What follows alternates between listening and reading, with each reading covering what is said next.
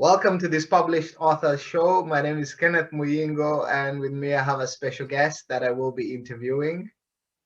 First, I just want to mention, if you would like to write a book, to become an author and write your first book, there's a link with this interview for you to join the group, become an author and write your first book, to connect with like-minded people who are doing the same. And with that said, I would like to get into the interview by asking my special guest to say hello to our viewers and listeners and to introduce himself. Good evening. My name is Bob Adolph. I'm a retired U.S. Army Special Forces Lieutenant Colonel and United Nations Chief Security Advisor. I was twice promoted by the United Nations, twice fired by the United Nations. My wife and I were at the Canal Hotel. Many of you may remember that the Canal Hotel was the United Nations headquarters in Baghdad in August of 2003 that was attacked by a jihadist suicide bomber that resulted in 22 dead and over 150 wounded, including my wife, who was wounded and is fully recovered from her wounds. To make a very, very long story very short, my book was about the first 4 years of my United Nations service, which turned out, how can I say this? It was unusual, it was amazing, it was terrifying, life-threatening, and ultimately heartbreaking. I had to write a book about what happened to us in that 4 years. Wow. And the title of the book is Surviving the United Nations, The Unexpected Challenge. That's it.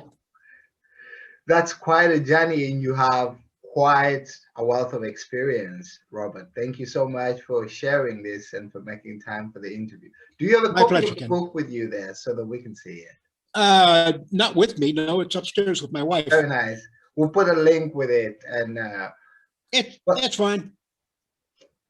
I mean, how long were you in the service? 26 years? I was 26 years in the United States Army Special Forces and Military Intelligence. So I performed counterterrorism, special operations, psychological operations, civil affairs, counterintelligence, and volunteered for 3 United Nations tours of peacekeeping in Egypt and Israel, Cambodia, Iraq, and Kuwait. And my first assignment as a chief security officer with the United Nations was in Sierra Leone during the time of Fodisenko, the Revolutionary United Front, and 8 months after my arrival, conducted the evacuation of Freetown when the Revolutionary United Front attempted an invasion of the capital city.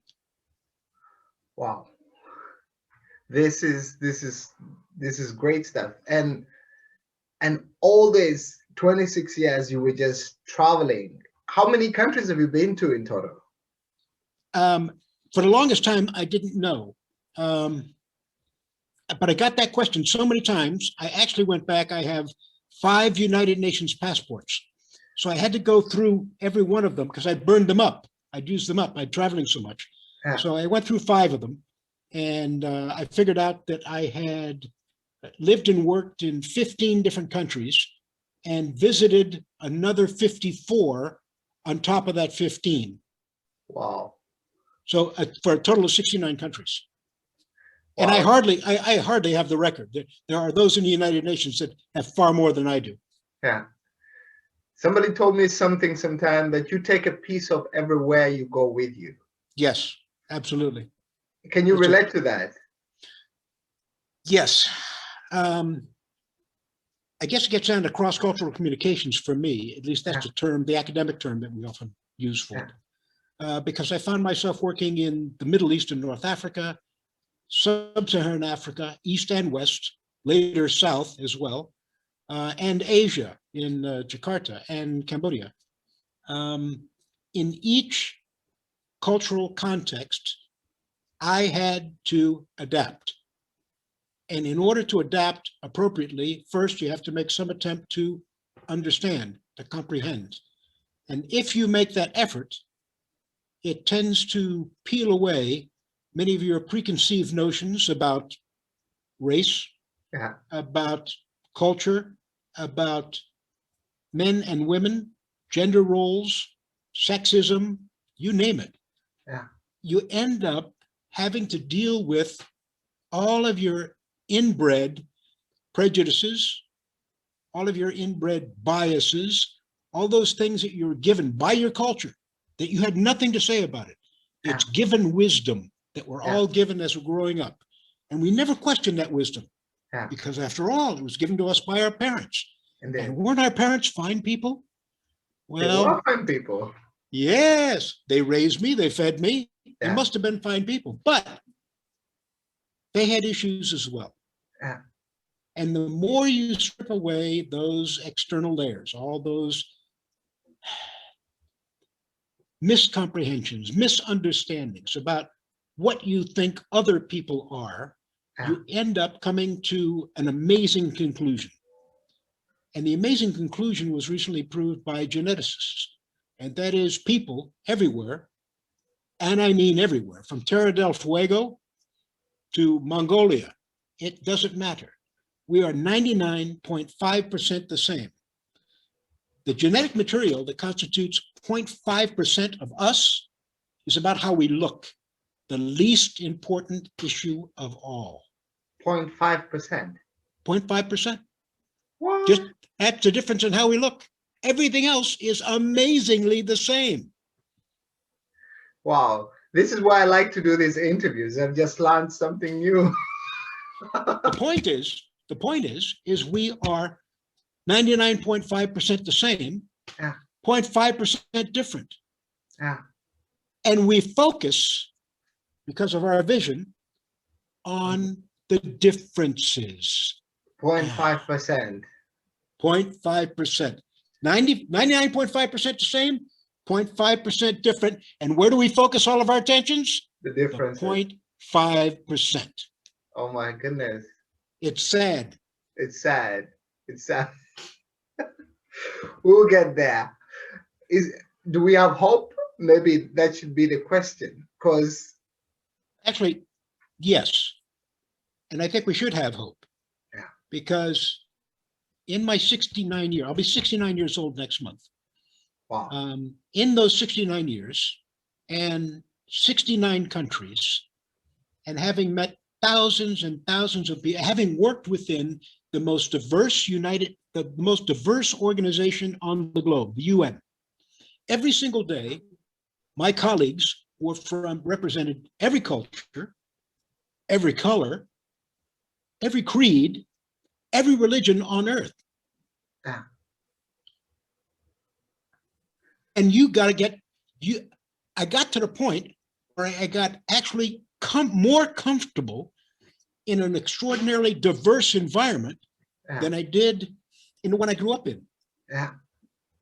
I'm much more comfortable, much more comfortable in the United Nations environment because I spent, with the 3 peacekeeping missions and 15 years with UN Security Service, almost 20 years total, almost 2 decades with the United Nations. It was an amazing, fantastic, incredible experience that almost killed me. Yeah. Wow. And you mentioned also that you were fired 2 times and Yes. then you were promoted 2 times. Yes. Okay. When I was the chief security officer in Sierra Leone, I ran afoul. I'm going to be kind, and I'm not going to use anybody's names or positions because that could be considered unkind, and I will not be unkind. However, I ran afoul of some senior United Nations people. My focus was on saving lives. I evacuated over 200 United Nations staff out of Freetown. I focused all of my attentions, all my efforts, all my abilities on saving lives, preserving the lives of United Nations civil staff. That was my formal remit. That's what I was supposed to be doing. I found out that some of my superiors may not have felt the same passion for my job as I did. Yeah.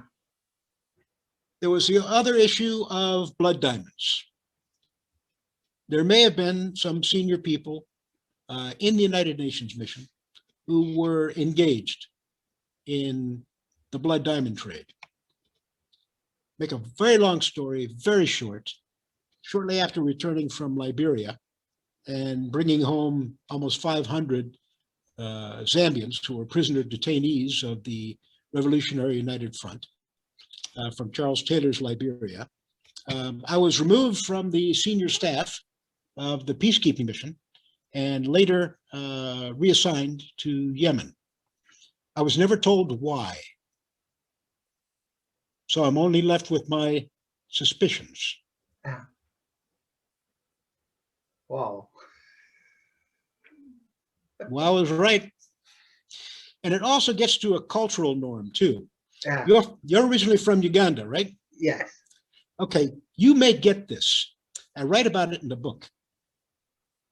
It has to do with what constitutes honor in a Western cultural context and what constitutes honor in a sub-Saharan African context. Now, see if you agree with me. My experience in West Africa was that the honorable thing to do for the overwhelming majority of men was to take care of himself, his family, his village, and his tribe. I noticed that priority following time and time again. This happened with friends, colleagues, and superiors and subordinates. All of them seemed to follow. They all had a tribal affiliation. They all, of course, had families. But what was honorable for them was taking care of that center. Yeah. The nation state did not fall into consideration in large measure. For me, growing up in a different cultural context, the Westerners in many cases had an idea of honor, which can be described as perhaps doing the right thing. Ah. The right thing has a value within a Western cultural context. It's also extraordinarily rare because it means acting against self-interest. Yeah. How many Africans do you know would act against self-interest, which means act against themselves, their family, village, and tribe, to do something that would be honorable in a Western cultural context? We aren't even speaking the same language here. Exactly. Our cultural norms are utterly, completely different. Was it similar in Uganda? Yes. Okay, then I seem to have tapped into something here. I wrote about it in the book, and I've been asked multiple times to describe in my presentations, because I've done several book presentations at universities, what corruption is. And my answer is, well, it's cultural specific. You mean there's no absolute? No, there is no absolute. However, if you go to the ethics board of the United Nations, you'll find the Western definition Of corruption. of course, but there are many Africans who do not subscribe to the Western definition. Yeah. And yet, they're compelled to sign on the dotted line with the United Nations oath. Yeah. Our cultures do. We are the same, all the same. However, our cultures tend to divide us, but a lack of understanding about those cultures, how can I say that, makes a bad situation worse. Very well said. Very well said. And I was looking at your bio. The first article you wrote was in 1982, if I'm not mistaken. Yes. Quite a wealth of experience in writing. What got you into writing besides the academic aspect of it? Okay, I've got to back up just a little bit. I'm the oldest of 9 children. I come from a very large, very poor family. I just barely made it through high school. There was nobody in my family that had ever gone to college. We were all blue collar. Yeah. And I was destined, Literally, I'm quite serious. I was destined to be a ditch digger. What I was going to do, I was going to dig holes for the rest of my life. My uncle got me a job doing that after I graduated high school. And that was going to be my life. And since I knew nothing else, I accepted that totally and completely. Yeah. And then something odd happened. I was drafted into the American Army. It was at the tail end of the Vietnam era. And suddenly I had to go to the Army and be tested. I took a battery of tests. The sergeant came back to me and said, "You can have anything you want in the military." I said, "What do you mean?" He said, "Your scores are terrific. You want to go to West Point?" They offered me a West Point seat. I was stunned. I was surprised. I was shocked.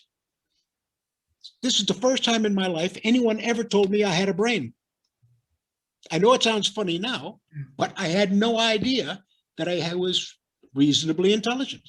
Yeah. And that I had capacities and capabilities that were untapped. So when I joined the Army, instead of allowing myself to be drafted into the Army, I joined it and I chose the most obviously special of career fields, special forces, the most difficult, the most demanding, and the one most intellectually challenging as well as physically challenging.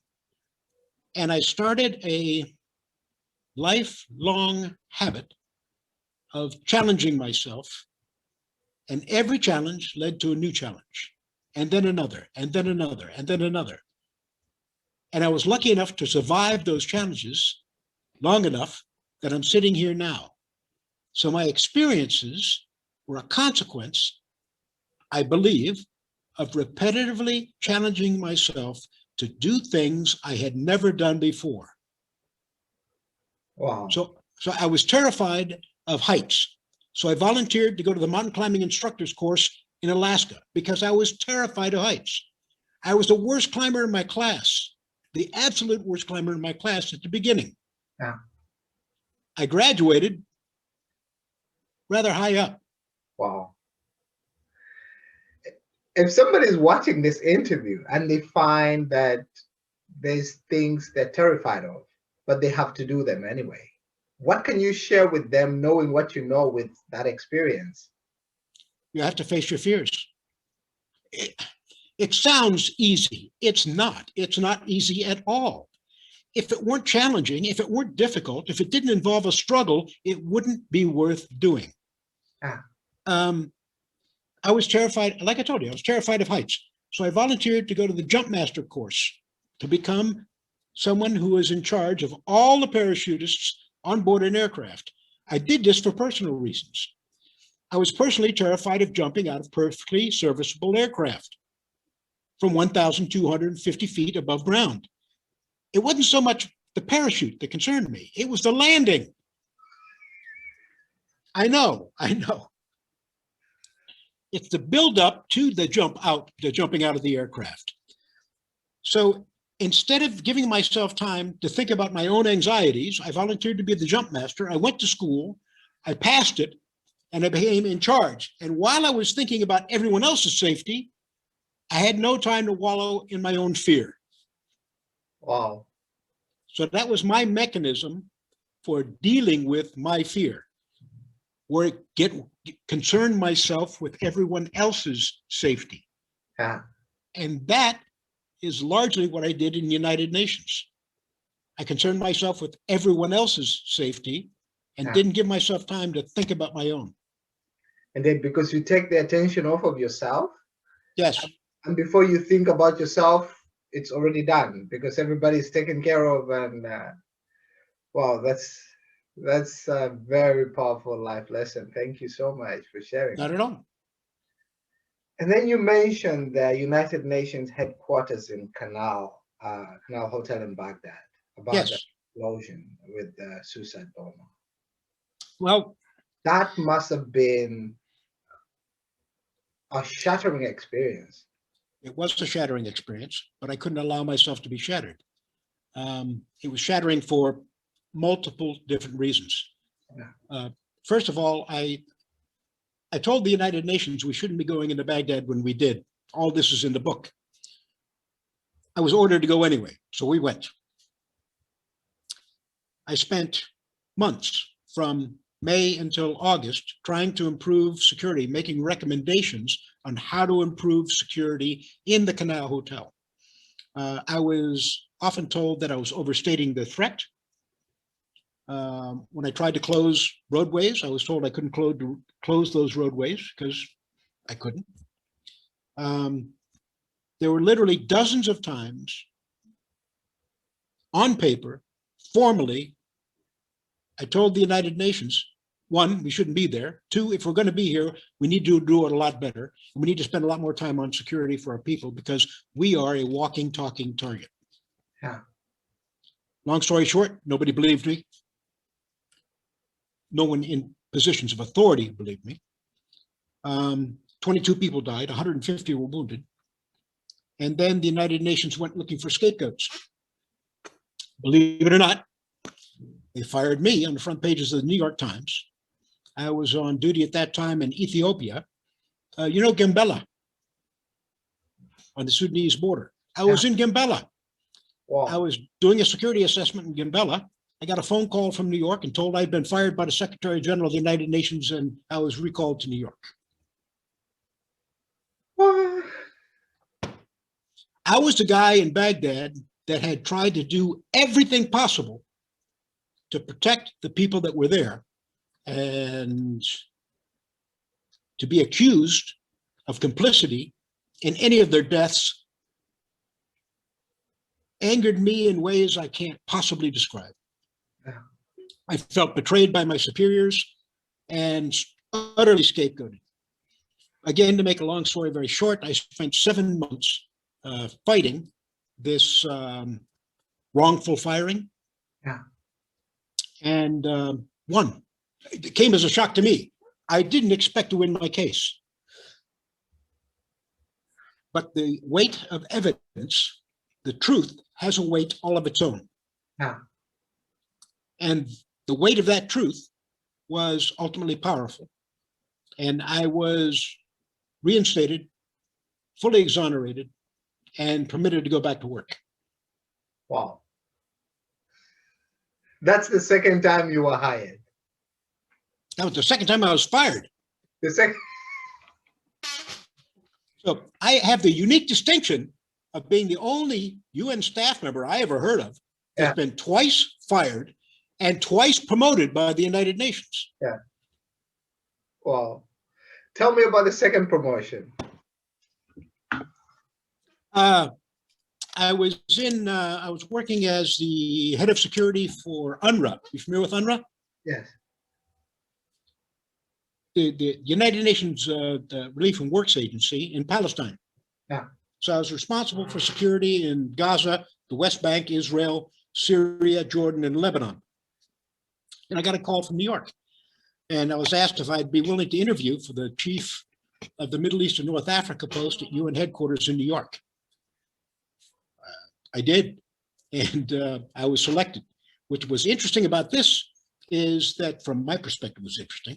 Over 1,000 people applied for that post from over 50 different countries, and I was selected.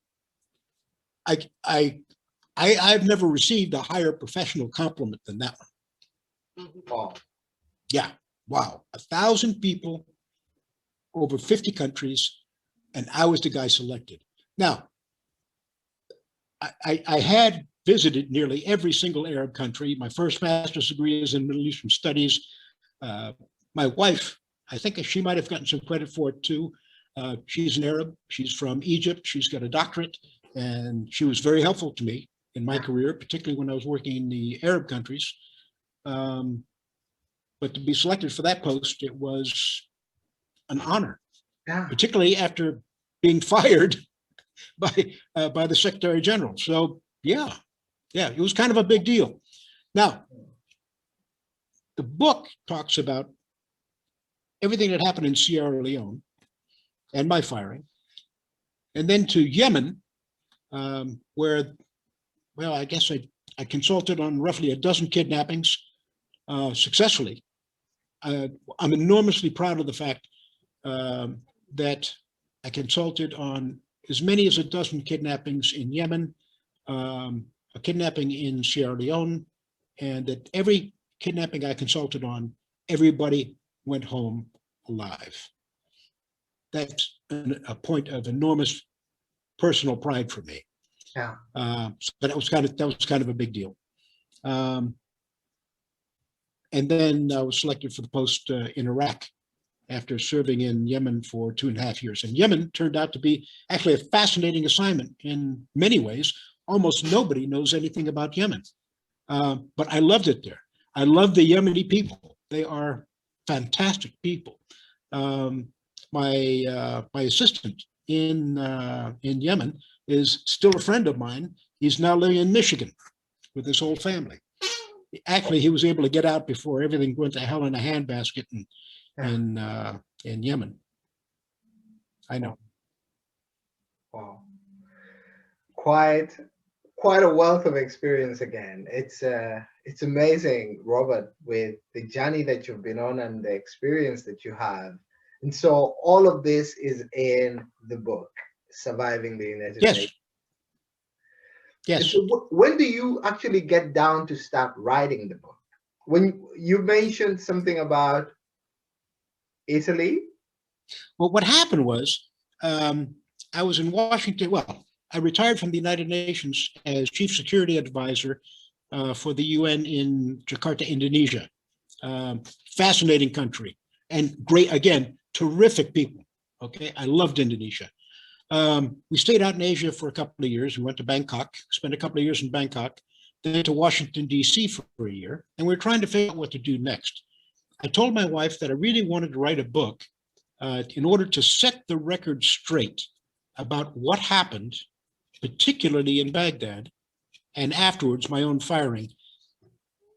My reputation probably doesn't mean anything to anyone outside of my kitchen table, but it means something to me. I spent a lifetime trying to build a reputation for integrity and hard work, dedication. Yeah. All that got shredded when I was fired by the UN Secretary General on the front pages of the New York Times. And I was very, very angry for a very long time. And I ended up talking with somebody. Actually, my wife was one of those people. She suggested that I had a skill set that might allow me to use it as therapy, meaning that I could get all this anger out, put it on the page, and hopefully it would be cathartic. The good news is that she and others were right. I started writing, well, we were in Washington, D.C. She said she wanted to live in Italy, and I said I wanted to write a book. The two things were not mutually exclusive. So we took all of our crap, everything we own, and we put it in storage in Northern Virginia, picked up our luggage, and that was almost 4 years ago. And we've been living out of our suitcases ever since. So the 3 years we spent in Rome, I wrote the book at the kitchen table. Now, since this program is specifically designed to support writers and authors, the next part is going to be for them. The first draft of my book, I was so angry, I permitted myself to vent, and I said everything I felt in that first draft. So a couple of 100 pages of rants. My wife looked at it and said, "You can't say these things." You can't. Even if they're all true, you can't say these things. So I had to go back and do it again. And then again, and then again. 4 major revisions before I got it to the point where I had removed the names of everyone who I had thought had done me harm, who were less than honorable, who were quiet when they should have spoke out, and looked to themselves and their own self-interest instead of those 22 people that died on that day. Well, getting the anger out was necessary, and getting the passion on paper was necessary and cathartic. Yeah. And that passion was the roadmap for the rest of the revisions. Because what I'm passionate about, you are very likely passionate about too, or any human being might understand these things happening to you. And how I was stunned, how I was unable to speak some of the horrible things that happened to me, the near-death experiences. My wife, who was wounded in that attack, and I had to leave her in the triage point in the care of my subordinates because I had to leave and go to work. Oh. She had a shard of glass stuck in her eye, and I left her. Wow. Because I had to go to work. I was the chief of security for the United Nations in Iraq. I had to concern myself with the possibility that a second bombing might take place. I also was in charge of I put together the teams that went through the building looking for casualties. You also have to understand that there was no government in Iraq at that time. None. There was no one to call for help. There was no mortuary services. There was no functioning hospitals. There was nothing. By default, the United States Army was responsible for law and order in the aftermath. And to their credit, the United States Army did an absolutely superb job securing the facility after the event. But by then, all those people had already been done. All those people, all the damage had been done. All those people were dead. All those lives ended. Wow, that's deeply emotional. Yes. My book actually is dedicated, has a couple of dedications, for my wife, of course, but to the names, I put the names of the 22 people who were killed that day on one of the front pages of the book to memorialize them. They should have all been alive today, and their lives were prematurely ended because senior United Nations staff members looked more to themselves than to the health and welfare of their staff. And I wanted to make that point too. I don't think I'll ever get an invitation from the United Nations to go back to work as a consultant. You never know. I don't think so. Maybe there's a number 3 coming up. Please.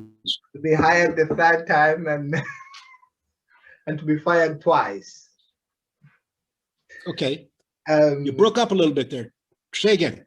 I said maybe there's a third time coming that they'll hire you for the third time. That would be unusual. That would be unusual. I actually, when my letter was, when my book was published, I sent a copy to the Secretary General, to the Undersecretary General in charge of security, to the President of the Staff Union, and some other senior high-ranking UN officials. None of them ever responded. The only thing I ever got from the UN was a quasi-threatening letter, which said that this sort of thing should have been cleared before I published. And I got to tell you, I don't think they would have cleared everything I had to say. I ended up publishing some extracts from United Nations documents that were considered highly classified by the United Nations. And what you have to understand is that the report, the investigation that was conducted on the incident at the Canal Hotel was, when it was completed, was immediately classified by the Secretary General, and no one has ever seen it. Wow. I've never seen it. On the contrary, actually, I have seen it. Someone sent me a copy of it, and I took extracts from that, and I put it in the book, but only those extracts that were directly relative to proving my innocence. Yeah. In other words, there was a whole body of evidence that was covered up so that the senior individuals within the UN could create a narrative that meant that they were blameless, and only subordinates, only those people on the ground, were held accountable for those dead, with one exception. Wow. Mm-hmm. One exception there. The one exception was my most senior boss in New York. An interesting guy, to be sure, but not very helpful to me. I ended up sending him, through his subordinates, literally dozens of queries and pleadings. Sir, please, I need more help out here in Iraq. I need more money here in Iraq. And almost never got a response.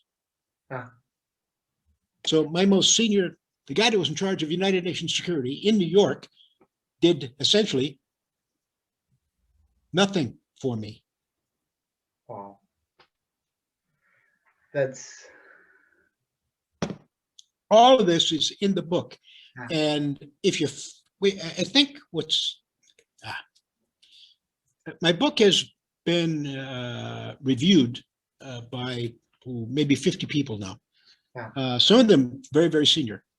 I have yet to get a bad book review. This I found stunning. Yeah. I've been a writer for a long time. I can usually find any number of people that will take issue with things I have to say, but nobody has taken on the book and said it's a bad book. Yeah. In fact, most people say it's interesting, it's engaging, it's human. Yeah. And one of the things I here's something for my fellow writers out there, my fellow authors.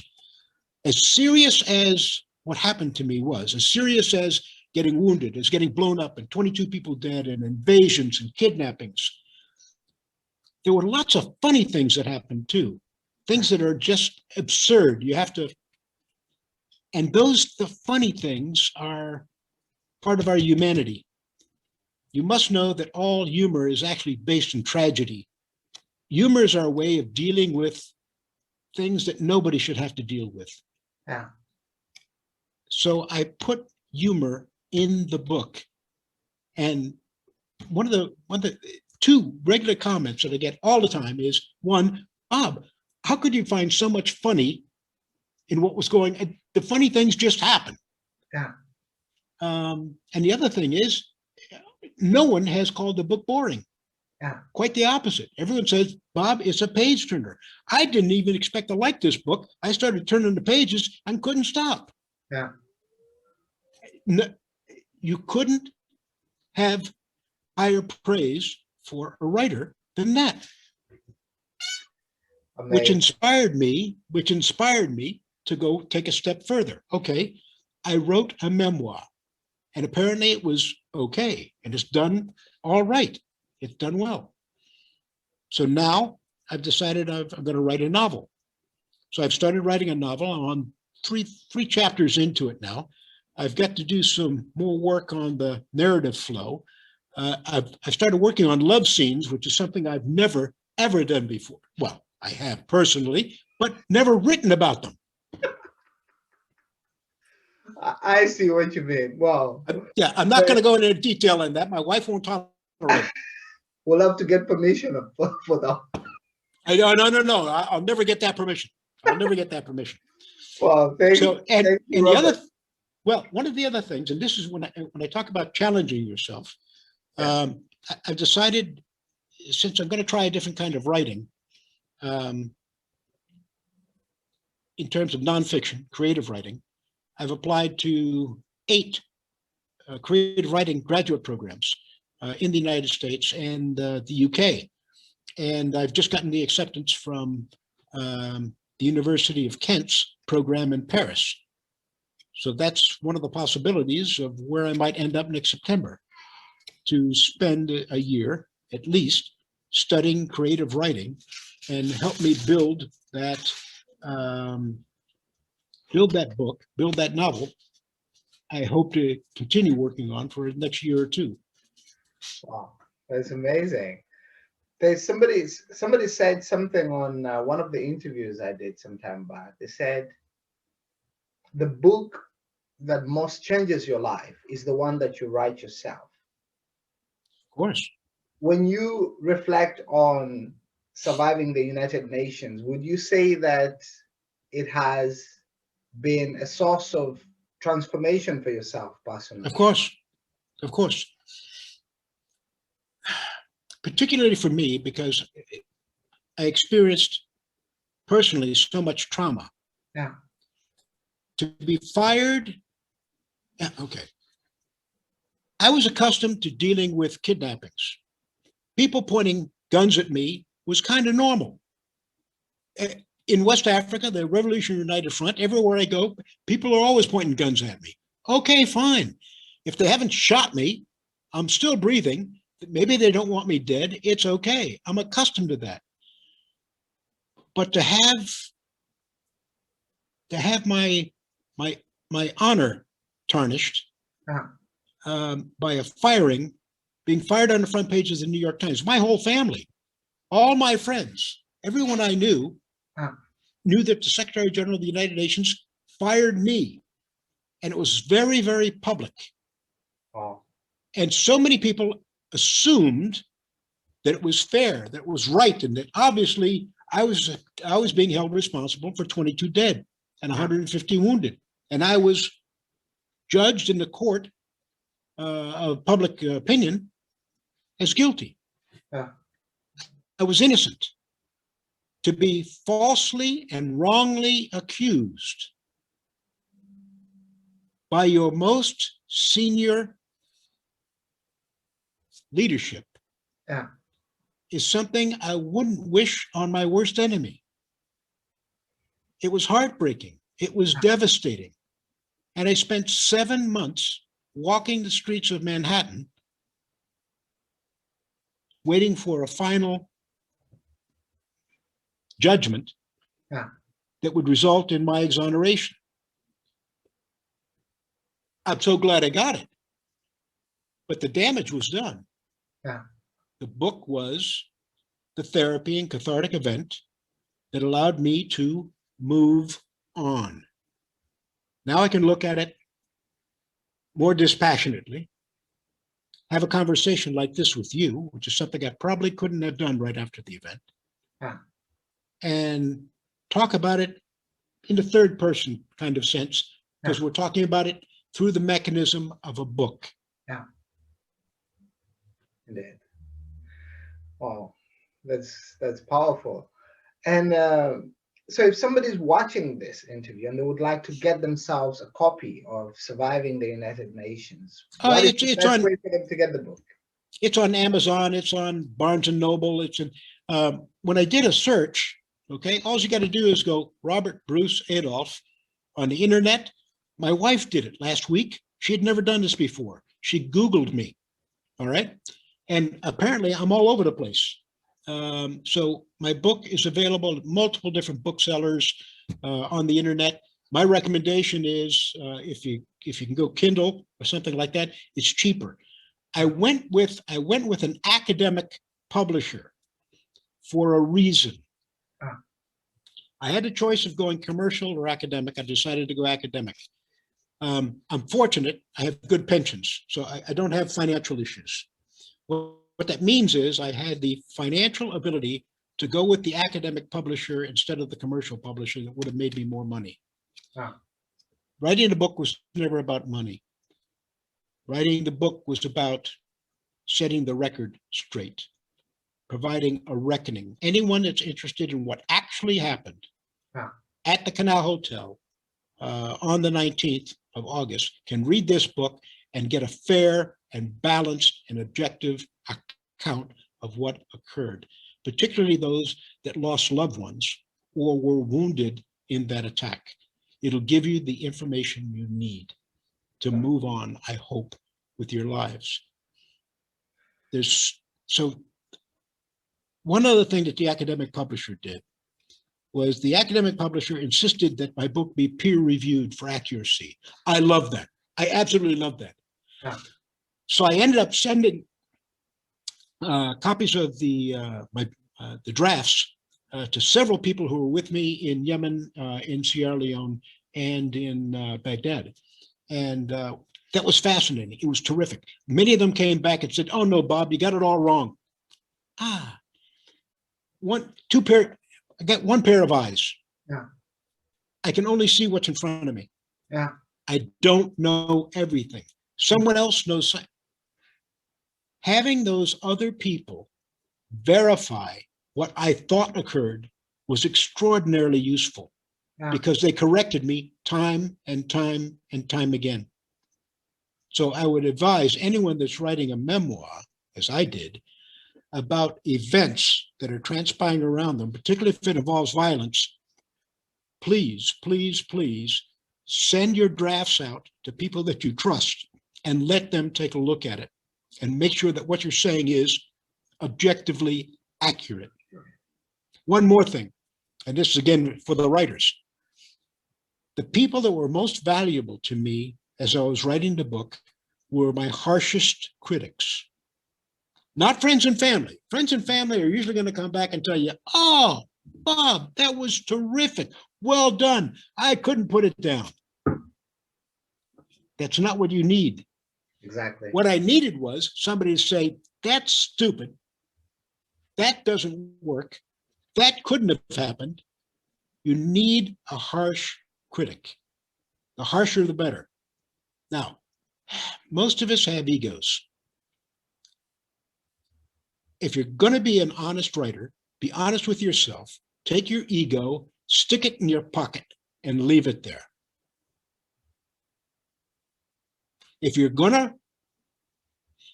give in to your own ego, your writing will be facile. It's not going to be human. Yeah. When I wrote the book, I had to admit, I made up my mind I was going to talk about those things I did wrong. So on the first page of my book, I have the sentence, "I was wrong." And that sentence appears again and again in chapters throughout the book. A memoir cannot or should not be an exercise in self-aggrandizement. Yeah. We're all human beings. We're all imperfect vessels. We're all striving to be better than the sum of our parts. If you start with that recognition, your own vulnerability, your own fragility, your own inability to see, nobody sees it all. Yeah. And you have to admit to that, and how that impacts us when we're trying to make decisions with insufficient information and lives are in the balance. That's tough. That's emotional. That's stress. That's drama. Indeed. If you include that in your writing, you'll sell books. If you don't, you won't. And one other thing, I've become a member of lots of writers' organizations now. Yeah. Many writers, particularly Western writers, look at success and they judge their success based on their book sales and how much money they make. Bullshit. Bullshit. Huh. I'm sorry. I've read some of the stuff that's selling out there that sells New York Times bestsellers that are rags to me. Huh. They speak to the lowest common denominators of human beings. Huh. If you're going to be a writer, write about things that matter to you, because there are others out there that it matters to them as well. Don't judge your writing by how much money it makes. That's a poor marker, a very poor marker. Wow, very, very important advice. Thank you so much. Not at all, Ken. Yes. I wouldn't want us to finish this before talking about Bob's laws. Ah, go ahead. Tell That's me one of my, about that. Where yeah. did that come from? Over 20 years ago, I started collecting quotes. Many writers will do this because a quote very often encapsulates a human wisdom, a truism, something that is factually based, something that's real, something that's meaningful Yeah. to you and me and lots of other people. And I was having all these unique experiences in all these different countries, and each one of these experiences peeled away another layer from me and allowed me to see more. Yeah. And I had to write it down. Well, gee, I learned this, I wrote it down until I had 21 laws. Yeah. And those 21 laws, I kept on changing the wording of them because, as any writer knows, there's always going to be one perfect word that describes what you mean. Yeah. But finding that perfect word can often be very difficult. And sometimes it's not going to be found in the thesaurus you're looking for. Yeah. Okay. You look through antonyms, you look through synonyms, you look at the thesaurus, you look at the dictionary, you look for a metaphor that says it. Okay. But I started writing them down and I tried to find the right words. Then I would send them out to friends of mine. They'd look at them and they would criticize them. Yeah. Until they congealed into 21, what I've called satirically Bob's laws. Okay. Yeah. And what I think I've learned in life to this point. And I was told by a friend of mine, gee, Bob, you should put that in the book. So I stuck an appendix in the book and I put Bob's laws in the back. I get a lot of comments about Bob's laws and usually very positive. Yeah. What constitutes wisdom for me very often constitutes wisdom for other people as well. You may agree or disagree, but there's an essential underlying truth to what's being said. So, and there's a reason why I chose Bob's first law, boiled down to its essentials, is people believe what they wish to believe. That's Bob's first law. And I see that play out over and over and over and over and again throughout humanity, cross-culturally, multiple different countries and continents. People believe what they want to believe, what's comfortable for them to believe, which supports themselves and their family and their egos and cushions them, okay? Cushions their psyches in ways that's necessary in many cases. Indeed. And there was a reason why that was number one, because it seemed to be universally true everywhere. I agree with you 100%. It's and I love them. And just like you say, they're just loaded with wisdom. And the beautiful thing about the truth is when you hear it, you know it. Yes. Yes. Yes. And what you'll get from a lot of people is immediate denials. You'll know it's the truth because you'll get an immediate denial from so many people in the room. One of the things I note, I write a lot of commentaries for newspapers back in the United States. I write commentaries for a magazine in Holland, Atlantic Perspectives. I've written 2 commentaries for them, and their editor asked me for a new commentary for their June edition on American extremism, which right now, that's an interesting topic. We have people in America who in some cases look more like ISIS. Isn't that fascinating? And they're not, they have my skin coloration. Yeah. They're not Islamists. Yeah. Isn't that interesting? Yes, it is. Yes, it is. Back to human beings again, 99.5% the same. Yes. I'm going to enjoy writing that article, and I'm going to enjoy the hate mail I'm going to get because of it. Oh, Robert, you're amazing. This is one of the best interviews I've had in a very long time, I must confess. That's very kind of you, Ken. If somebody's watching this interview and they would like to contact you and connect with you, what's the best way for them to reach you? Probably my email address, Robert_Adolph, ADOLPH, @Yahoo. Very nice. Because right now I'm in Egypt. I'm leaving for Rome shortly. And a couple of months after that, I'll probably be in Washington, D.C. After that, I'm going to have to make a decision whether I'm going to go to Paris to the Kent University program on creative writing. I've applied to 7 other schools as well in the United States, some of the best creative writing programs literally in the world. I'll tell you, one of the directors of one of the programs, I won't tell you which school, told me that 500 people a year apply to his program for 6 seats. 500 people apply for 6 seats. For 6 seats. Now, normally, a normal person would not bother applying, never thinking they would be the one selected. However, if you'd had my experience and been selected from amongst 1,000 people from over 50 countries to be chief of the Middle East and North Africa at UN headquarters, the odds look maybe not so bad. Yeah. Give it a shot. It cost me nothing to give it a shot. Most definitely.